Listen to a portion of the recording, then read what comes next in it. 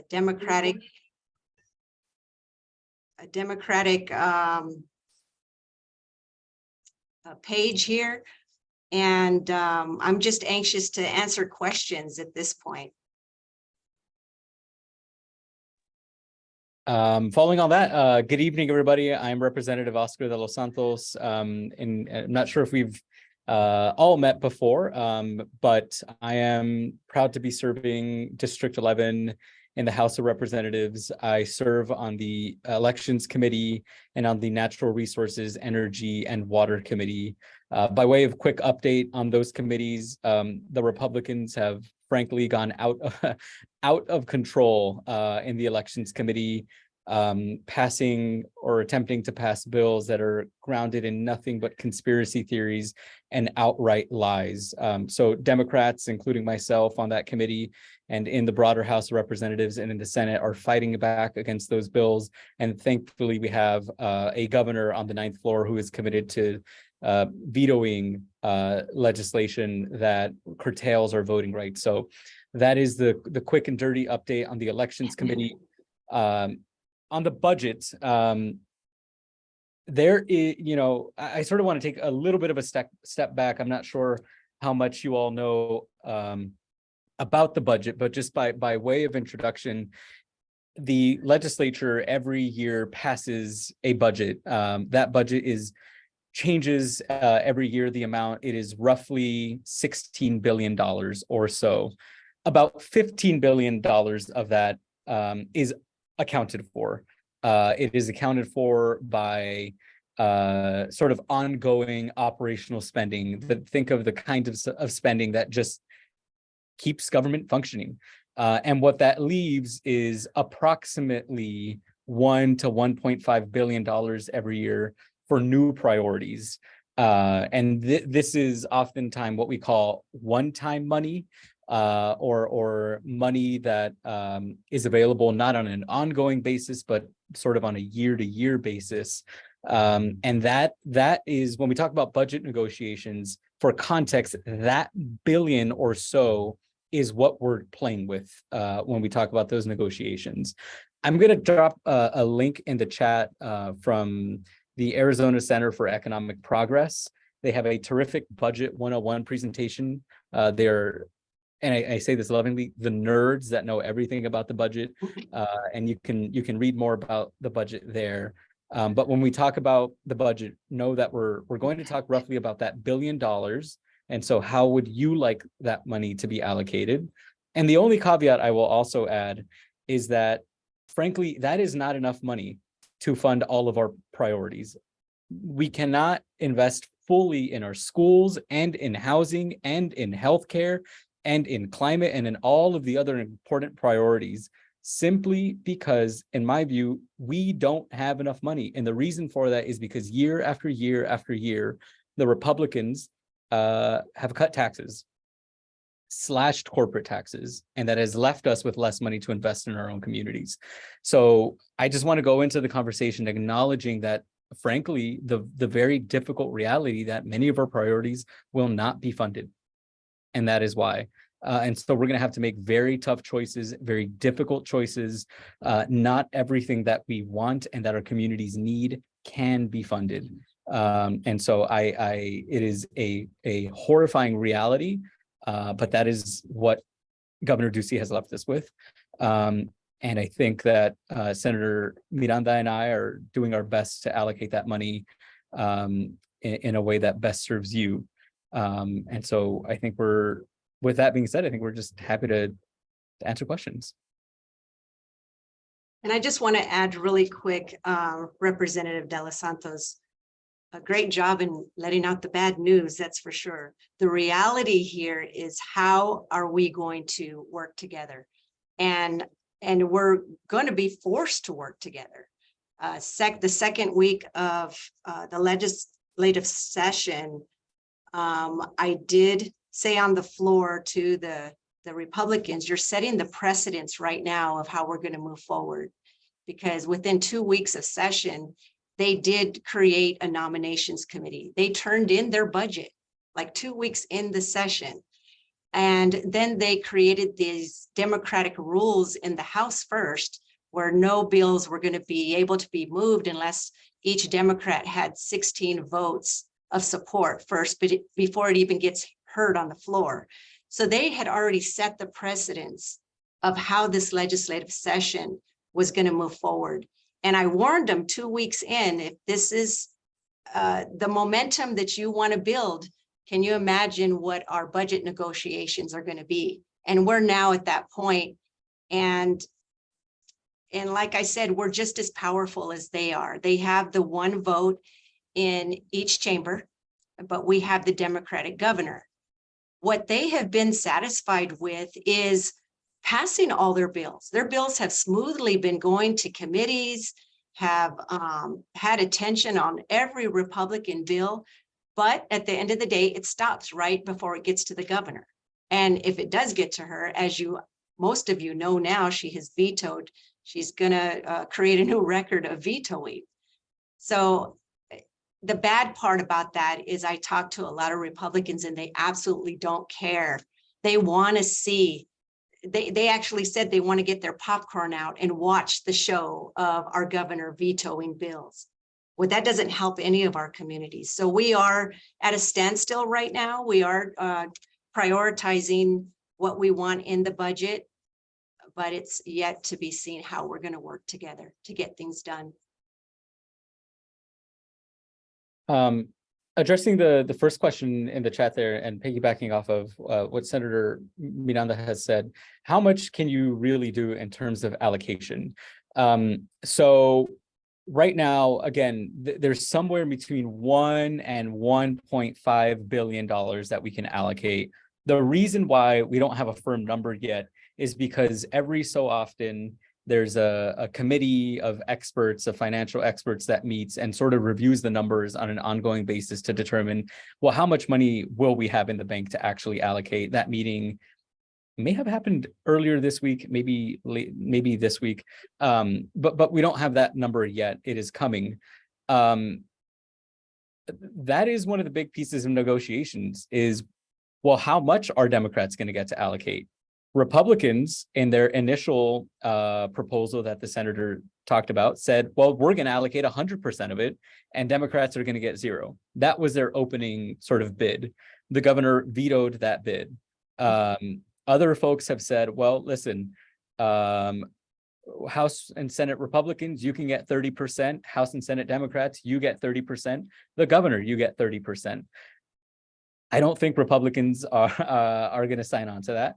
Other folks have said, listen, let's just split this down the middle. Democrats get 50, Republicans, you get 50. Other individuals have said, let's just take that pie of the billion or so, and every legislative district, so there are 30 legislative districts, we're just going to split up the billion and divide it by the 30. And each legislative district would get whatever a billion divided by 30 is, and they can allocate it the money that way. So the truth is, we do not know. We do not know how much money we're going to get to allocate yet. And I know that's probably a frustrating answer to hear. I am pushing that we must Democrats must at least get 50%, because and I think that's fair. And the reason I think that's fair is because that's what the voters have decided, right? We have two branches make the budget, the legislature and the executive. Republicans hold the legislature, Democrats hold the executive. So let's split it down the middle, 50-50. I think that is fair. That is the government that the voters have given us. And so that is my operating assumption is that it's going to be 50-50. Can I tell you that is a fact? No. Can I tell you that everyone has agreed to that? No. So that's as much as I know. And with that said, Representative, that's the fair way to do it. That's how we should move forward. I don't mean to sound negative here, but I don't think that's what's going to happen. I think that we are just as powerful as they are, right? We, for once, have to change the narrative around here. We need to roll out our Democratic plan, and they for once have to try to find and squeeze their way into our budget. We've done that for years. They've always rolled out their plan, and we try to fit ourselves in there. We don't have to do that. We don't have to play defense anymore. And I'm waiting for that to happen, to just bring out our Democratic budget, and let's see where they can fit. Because like I said, they set the precedents already for this legislature, this legislative session. And what makes me think that they're going to behave differently is where I'm at right now. But I'm staying optimistic. That's for sure.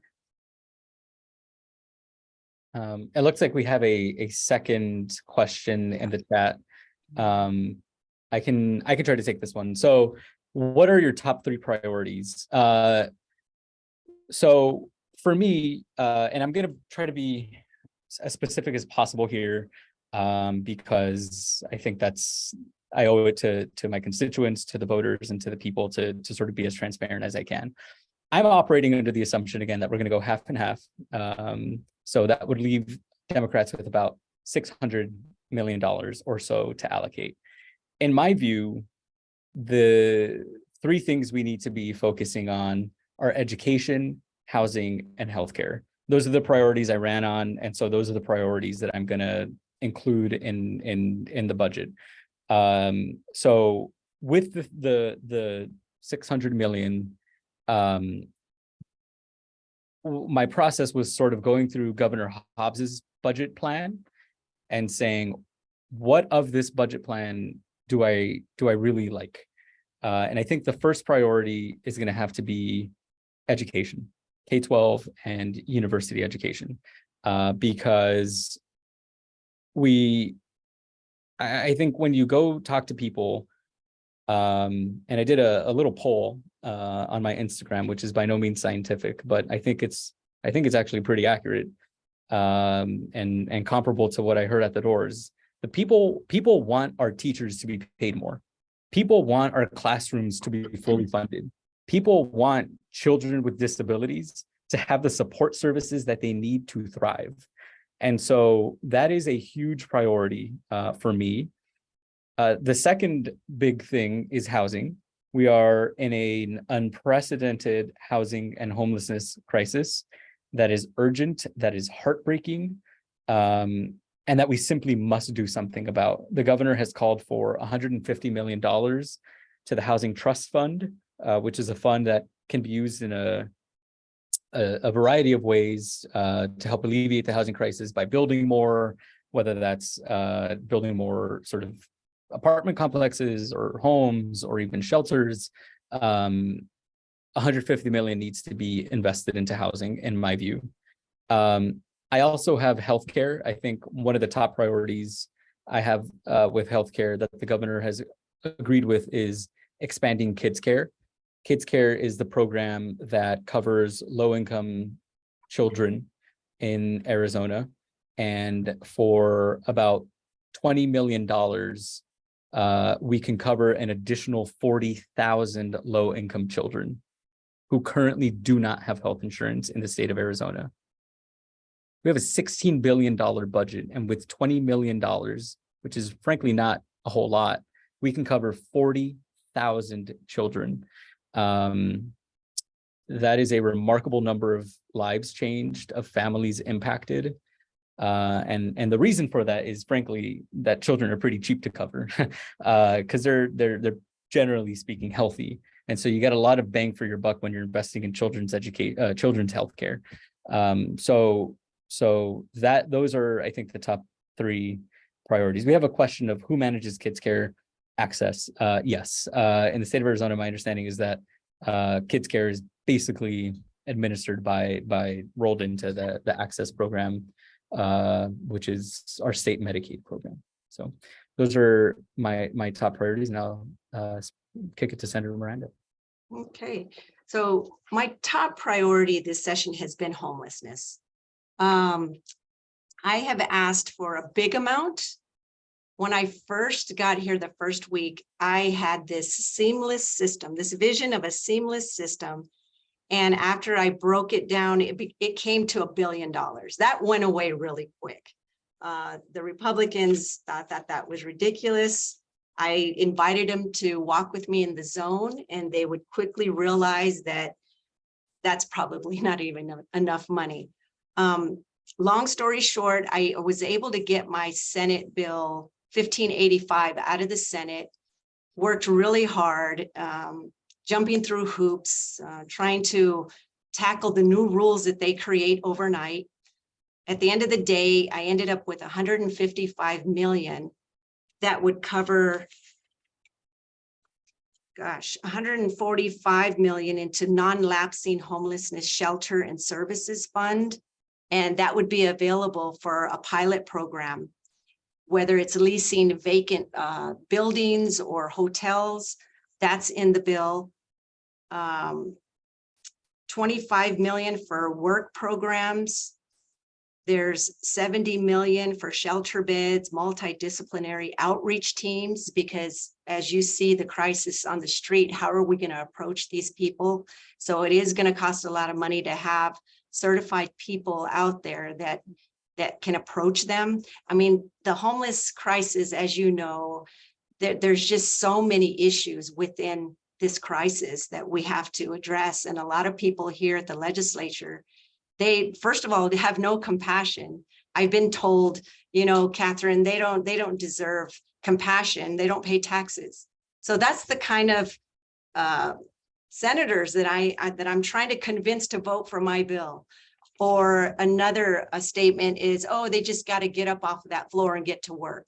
Well, it's not that easy when you're addicted to drugs or an alcoholic, and there's so many different reasons why you're homeless, right?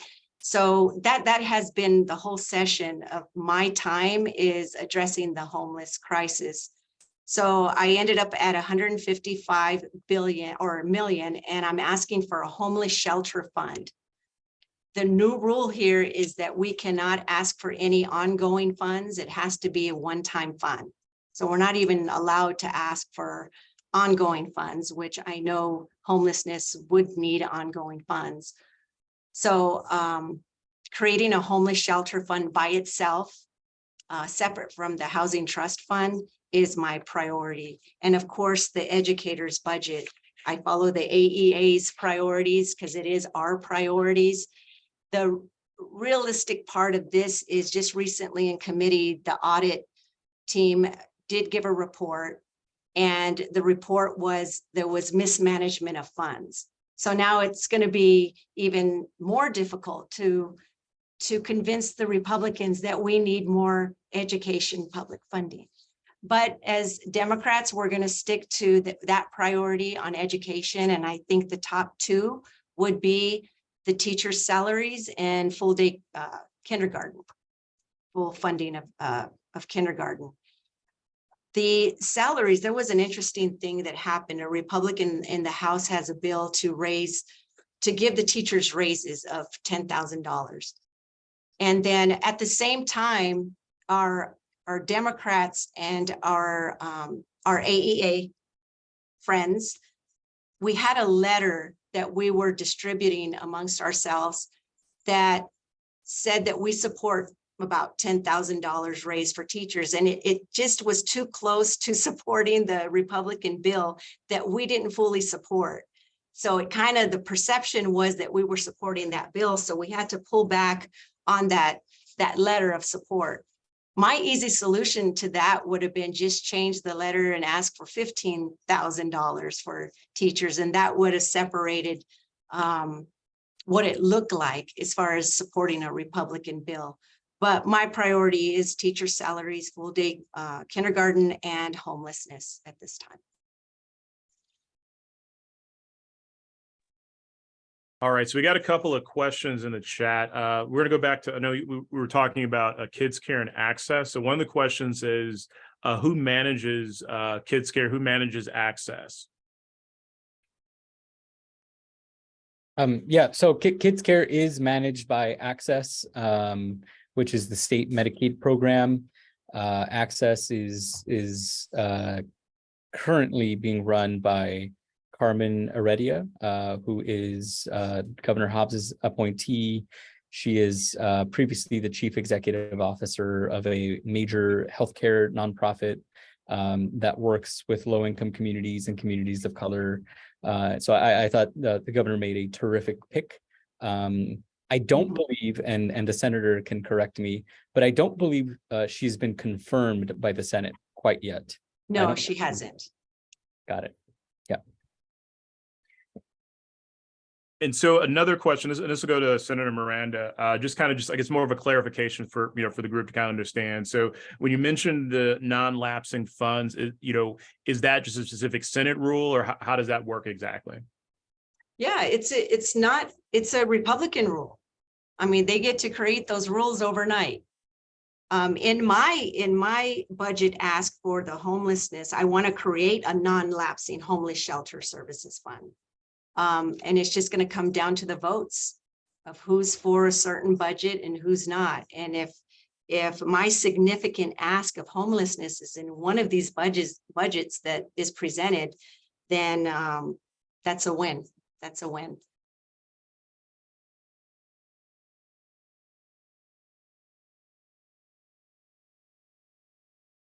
One thing I'll add is we talked about our major priorities. It sounds like housing and homelessness and education and healthcare were there. One of the interesting things too about the budget negotiations is, and as I understand it, this is my first rodeo, that there are sometimes the negotiations are with the big ticket items, but oftentimes there's there's ways to get smaller dollar asks that are also really important into the budget. So that one of the things that I'm looking at is a $2 million ask, which is a lot of money for me, but when you're talking about a major budget, is rather small. But currently, Arizona does not cover eyeglasses for adults who receive medical insurance through Access. So you cannot get a vision exam and eyeglasses if you're on Access. They will not cover it. And so it becomes exceedingly difficult to attend college or to get a promotion at work or even to drive to work safely if you don't have glasses. I mean, I think in the richest society in the history of humanity, we should be able to provide human beings with the ability to see. And so $2 million will cover that. Right now, children are already covered, but not adults. And so I think $2 million is a reasonable ask for such an important priority. And I have a whole host of those kinds of smaller dollar, but I think important asks. 7 million would get us preventative dental care. Right now, adults who receive medical and dental insurance through Access, they basically have to wait. If they have a toothache, they can't go to the dentist. They have to wait for the tooth basically to rot, so it qualifies as an emergency, and then it'll be covered. So it's actually a lot cheaper and more humane to just prevent things, right? And so 7 million for preventative dental care, I think sounds like a reasonable investment. And we can go on and on about these sort of smaller dollar asks, but I know we were asked about our top 3 priorities. But a lot of times there's also a lot of movement with sometimes it's a little bit easier even to get these smaller dollar priorities, which still have an impact on our communities. So I don't know if Senator Miranda, if you have any thoughts or ideas, either from this session or past sessions about examples of that.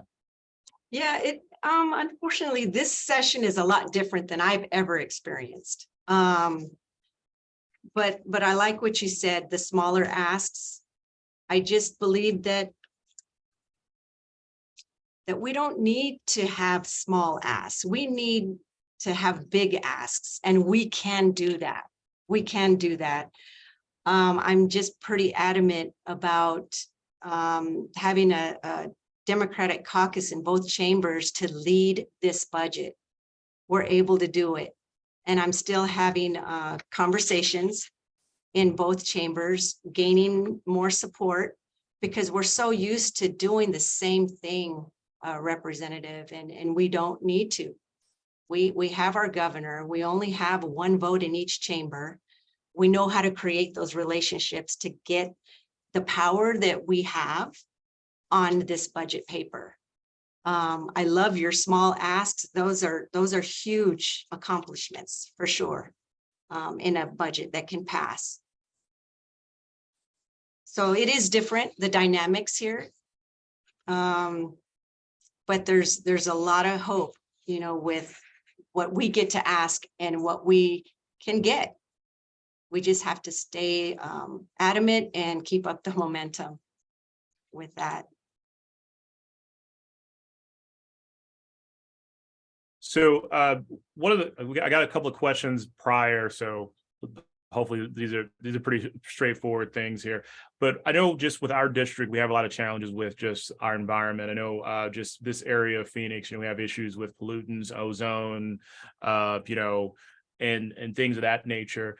Are there discussions at the legislature or anything in the budget that's proposed to help address some of the environmental challenges districts like ours are facing? Unfortunately, in the Senate side, I mean, sometimes the Senate and the House are completely different with priorities. No, I don't see much of that as a priority. So I'm on the Natural Resources, Energy and Water Committee, and environmental justice is something that is extremely important to me. Very. And I'm actually hopeful a little bit about some of the things that I've seen moving, at least in the House side. You know, these are not gonna, and to preface this, because I know Senator Miranda wants us to think big, and we should be thinking big. I have a bill, not a budget bill, but it's a bill that would ban any new toxic emitting factories, waste dumps in communities that are a certain threshold under average median income. So what that basically says is to the state, you have used poor communities as dumping grounds for trash, for waste, and for toxic pollutants for decades.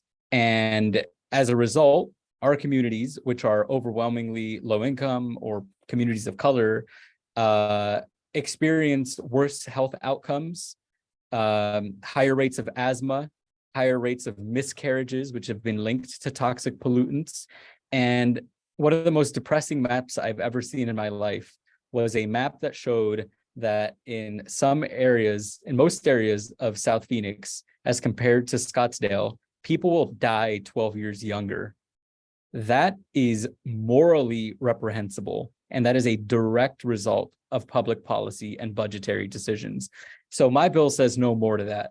Unfortunately, but perhaps unsurprisingly, the Republican majority did not give that bill a hearing. Now, to talk about the budget, you will be, maybe I was shocked, maybe you won't be. I was shocked and angered to hear that when the recession hit in 2008, 2009, the government of Arizona basically made a bunch of cuts to a ton of different programs. And the things that got cut first were, of course, social services, medical services. It actually used to be the case that Access did cover glasses for adults on Access. They were cut during this recession. But one of the other things that was cut was something called the Water Quality Fund, which got around $9 to $10 million a year for the Department of Environmental Quality to inspect water safety. They cut that. So since about 2010, for the past over decade, the department has run on that fund that tests drinking water quality, whether it is safe to put in our bodies, in our children's bodies, in our grandparents' bodies, in our own bodies, has been running on a shoestring budget, meaning that they're not testing the water as often as they should be. And they sort of, you know, whereas a drinking water system should be tested every year, or testing every 3 or 4 years, because they just don't have enough money. That is horrifying, because during that exact same period of time, the Ducey administration gave away literally hundreds, perhaps even billions of dollars in corporate tax cuts. That is unacceptable to give away money, our money, to corporations and people who are already rich when we aren't not even making sure that our own water is safe. So there is a bill that is moving in the House currently that restores that funding to the Water Quality Fund. I'm going to be fighting for that in the budget. There's also an additional ask from the governor for $5 million. Again, not very much, but it would clean up what are called PFAs, which are known as forever chemicals in water, which are basically chemicals that you can't screen out using existing technology. We have to have new water cleaning technology to get those PFAs out. And we can do it with $5 million. That's very promising. And I think that needs to get done. And we also have a really cool bill that is being supported by an organization, a grassroots group called CHISPA, and was introduced by Senator Mitzi Epstein, who's the Democratic leader in the Senate, which allocates $400,000 for trees for low-income schools. A really depressing study was done saying that basically the richer your school is, the more trees they have, the cleaner their air is, the more shade children have, and they even use these trees for gardening programs. So $400,000, seriously a drop in the bucket. That is money that would come to our schools, to Levine schools, to Roosevelt schools, to Phoenix Union schools, to make sure that our kids have shade, to make sure that those trees are cleaning up the air a little bit, and even can be used in ways that teach gardening courses. And so I think that's an innovative little project or appropriation that we can do. But those are some of the things that I've heard about moving in terms of environmental justice.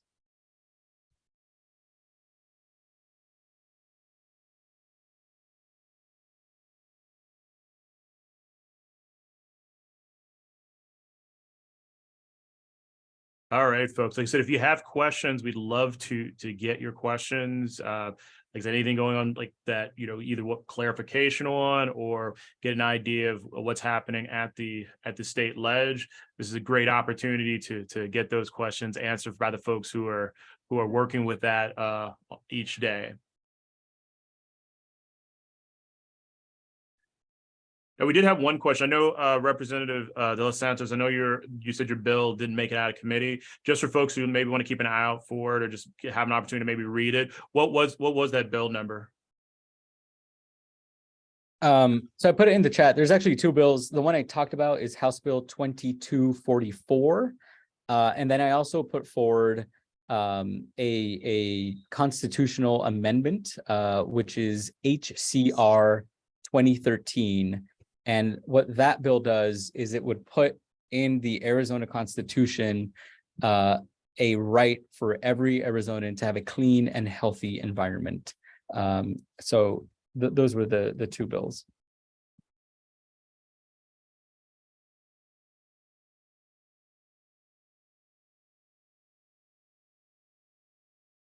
So I know another question that's kind of been going around the community. I know recently it was announced that our state universities would be applying for tuition increases. That'd be, University of Arizona, Arizona State University, and Northern Arizona. And I know there's a bit of, controversy with that tuition increase.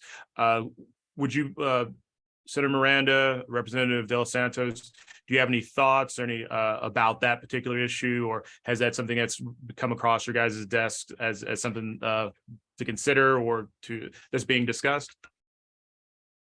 Wow, I haven't heard much on that. I hope there's no tuition increases. I mean, we're trying to pay off our student loans as it is.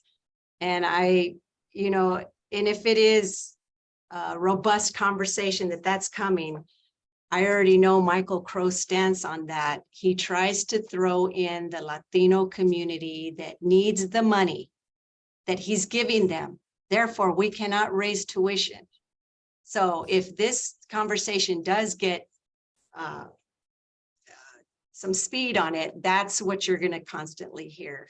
He's done it in the past. And if this topic rises up again, that's going to be the reason. Yeah, I've heard some talk about this. By way of context, the legislature does not approve tuition increases. That is sort of done at the Board of Regents level and at the university level. So legislators are not directly involved in sort of the year-to-year tuition increases. However, I do have a bill that is House Bill 2749. Again, the Republican majority, not big fans of it, but it would provide for 100% tuition-free public universities, community colleges, and trade schools.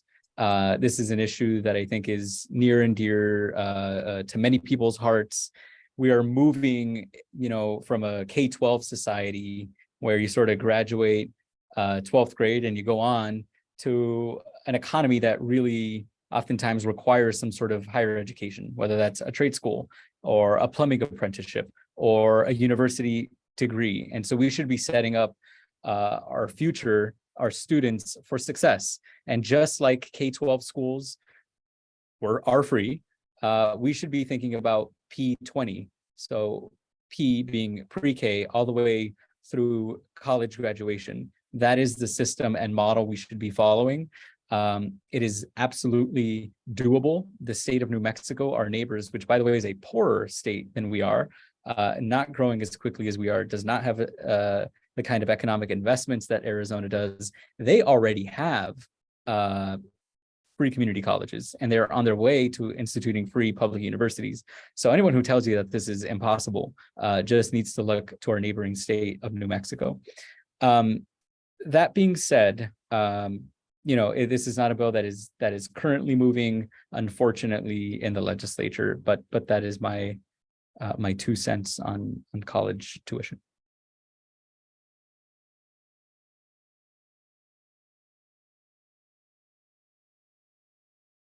All right, thank you. If you're just joining us, we're taking questions for both our representatives here. So you can either drop in the chat, we'll be happy to read on your behalf, or if you want to unmute and ask your question, you can do that too.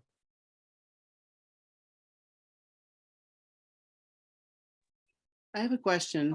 I'm going back to the to the issue of the that's Senator Miranda was talking about the funds that are not, I'm trying to look at, forget the word now that was used. Ongoing funds, I'm just going to use that word. Since we have a Democratic governor right now, can't part of the governor's involvement in the budget be that?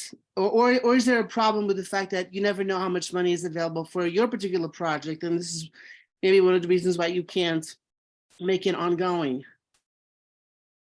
Well, unfortunately, that's a rule of the Republicans that we are not allowed to have ongoing funds.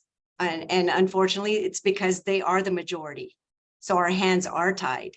So even if it did go to the governor, I mean, it won't. If that's their rule, it won't. Whatever their rules are that we don't like, we're just assured that we have a governor that will veto those bad bills or those bad decisions. But unfortunately, it is about the majority here that gets to call most shots. And it just comes down to changing the dynamics here, as you all have heard over and over, how hard we have to work in 2024 to flip this legislature so our hands won't be tied. Because an issue like homelessness, it does need ongoing funds. A one-time fund is not enough. That's not even enough to clean up the zone. We have 51st Avenue and Baseline in Levine that is just growing every day. One-time funds, that's just a Band-Aid. So.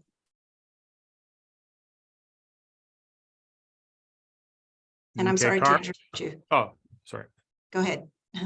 Yeah, Carmen, we see you have your hand up. Why don't you go ahead and unmute and ask your question? Hi, good evening. I apologize for being late.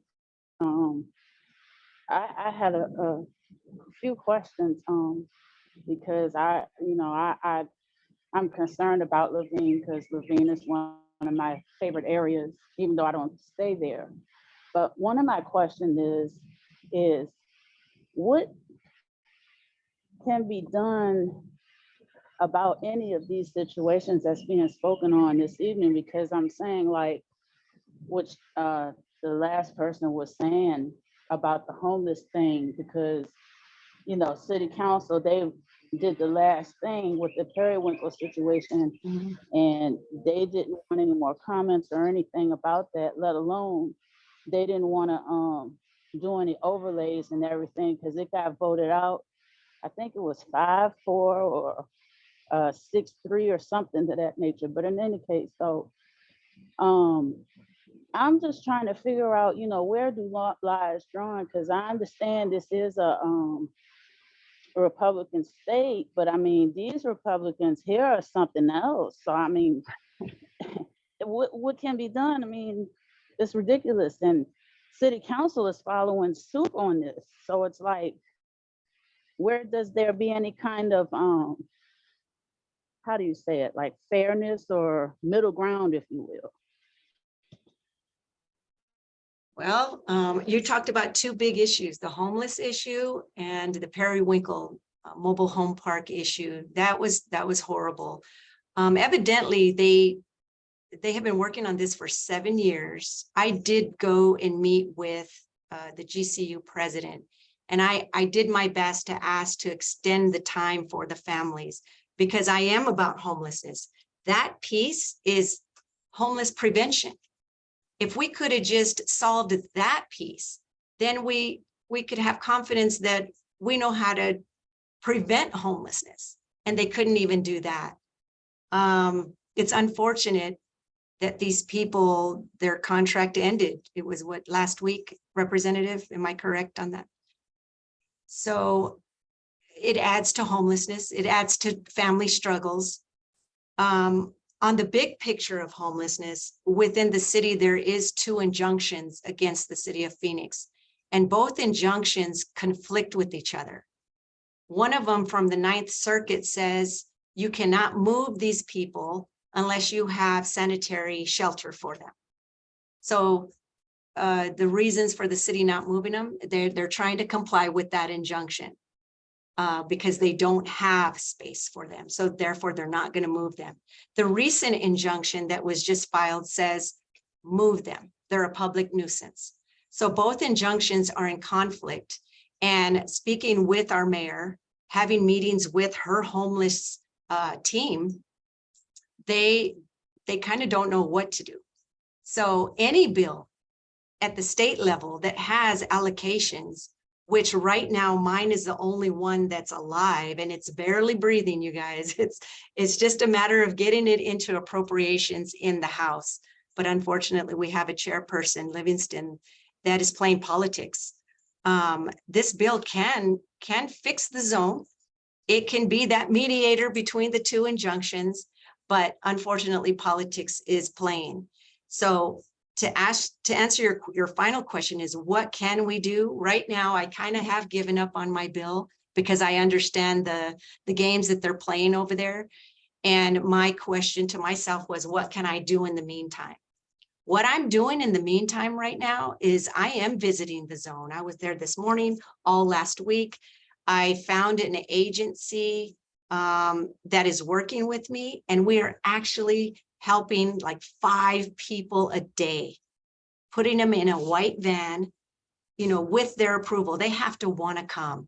And I just learned too how difficult it is to approach the homeless people that don't trust new people in their territory. So it takes several visits of this agency and myself to show up to start building the trust.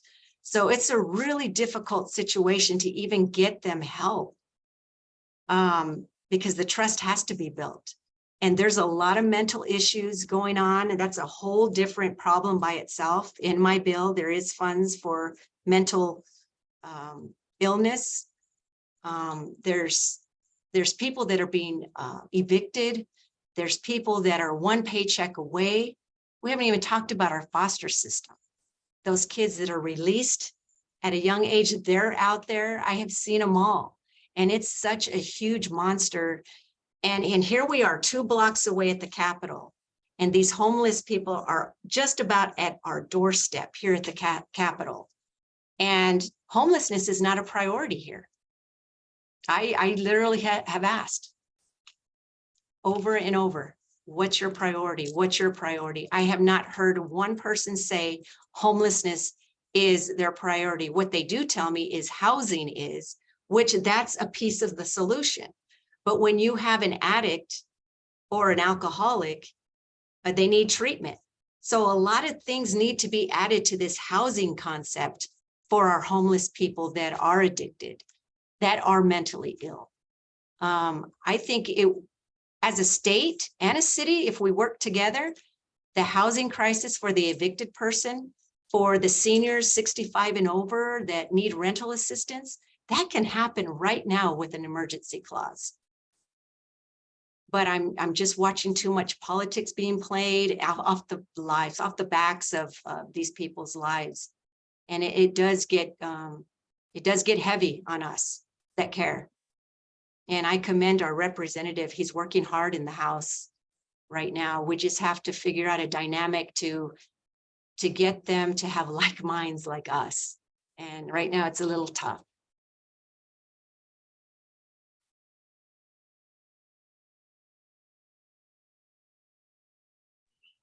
Can I just add one more thing? Sure, Carmen. Yeah, because one more thing too is like this, because I found out, you know, because I was once homeless when I first got here. I was homeless my own self. Mhm. And I had my kids with me as well.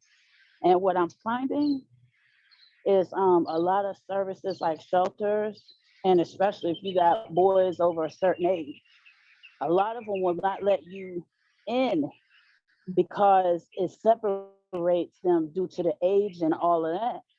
Right. And that part of it. But then it's like, you know, when you're on the street and these people like the cops and, you know, ICE and children's service and all that, they get involved, and it makes the thing even worse because it's traumatic.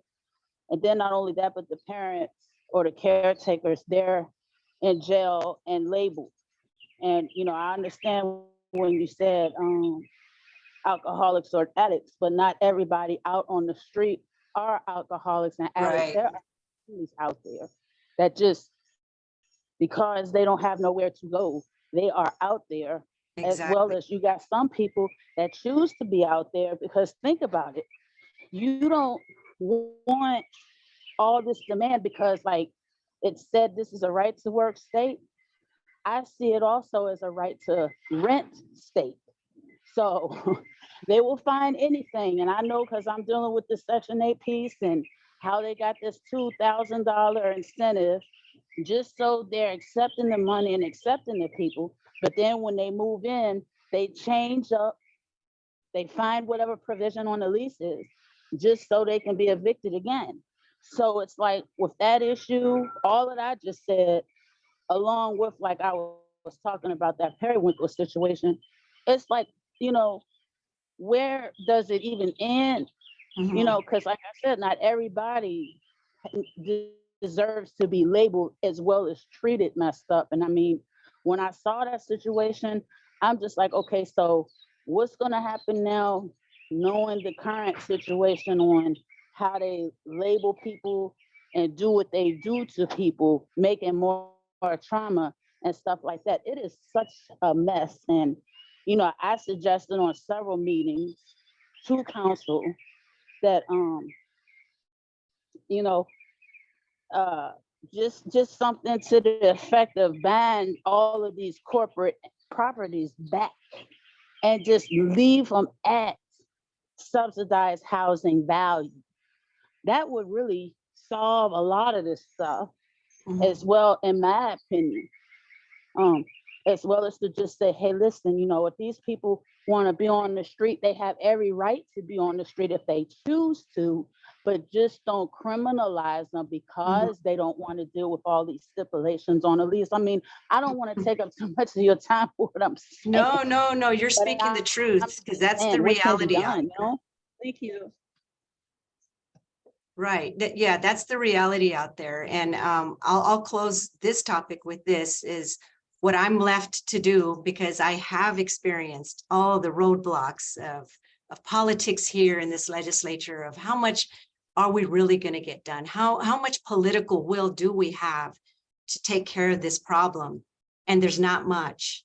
So what I'm doing is the next move I'm going to make is bring in all these agencies. In the same breath that I'm saying that these agencies are doing a phenomenal job with what they have, they also need to be accountable.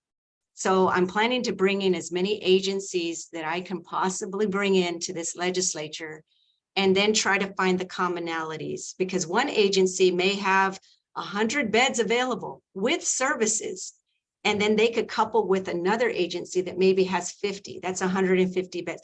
That's the point I'm at, is kind of piecemealing who has what and how can you work together.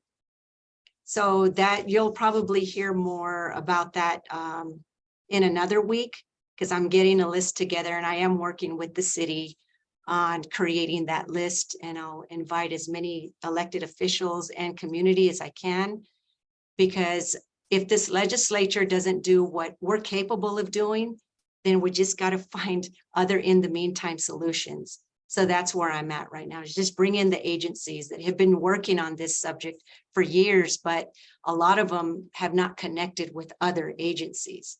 So that's what I'm going to try to do.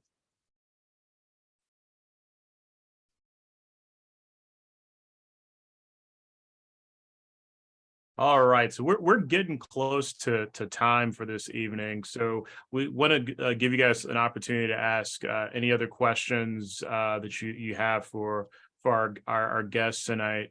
Before we move into that, just to let you guys know that this is, like I said, we're doing a town hall tonight, and of course we'll be doing one tomorrow night. So you can definitely come back and join us again tomorrow night. I know Representative Quiñonez will be joining us tomorrow evening, you know, for this town hall. So be able to hear from him. I know Representative Los Santos will be returning tomorrow night as well. So if you have any additional questions for our legislators, please feel free to unmute, ask your question.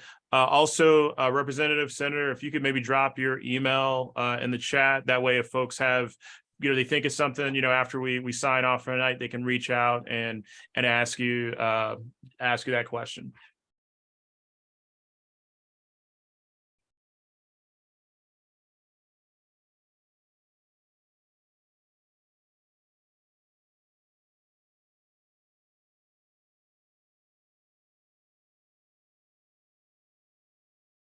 Yeah, I just dropped my email in the chat. Thank you, everybody, for joining today, for the fantastic questions and discussion. Don't hesitate to reach out at all. If you have ideas for funding, for things we should be funding, please let us hear it. If I said something that you really disagreed with, also please let me hear it. That is my role, that is my job as your advocate to your state government. Okay, and thank you all for being here. My email is also in the chat. I'm going to send you also my phone number. So I'm just a text or a phone call away. And come and visit us at the Capitol, kind of watch in the gallery what's really happening here. We need your support. I will not be in the town hall tomorrow evening because I will be in a homelessness meeting, trying to set up bigger things for that issue. So now, before we let you both go, I do have one final question. It's going to be pretty important, so I want you to take a moment to kind of take it in for a second. So, as you're both aware, the Phoenix Suns will be playing the Los Angeles Clippers on Sunday. So, as state representative, state senator, how do you feel the Suns will do? Will they beat? You know, will this go 7 games? Will they do it in 4? What are your thoughts? I say 4. I say 4, and I'm all for the Suns. In fact, I would not be a state senator if I had a good knee, I would be playing for the WNBA right now. Basketball's my game. So go Suns. Senator, you would absolutely ball me up. I have no clue what I'm doing on the court. My prediction though, is Suns in 5. And you have it on record here. So that's what I've got to say about that. All right, Senator Miranda, Representative Los Santos, thank you for your time. Also, for all of you guys who took some time out of your evening to join us for this discussion, we appreciate you. Again, like I said, we'll be doing this again tomorrow night, so feel free to come back.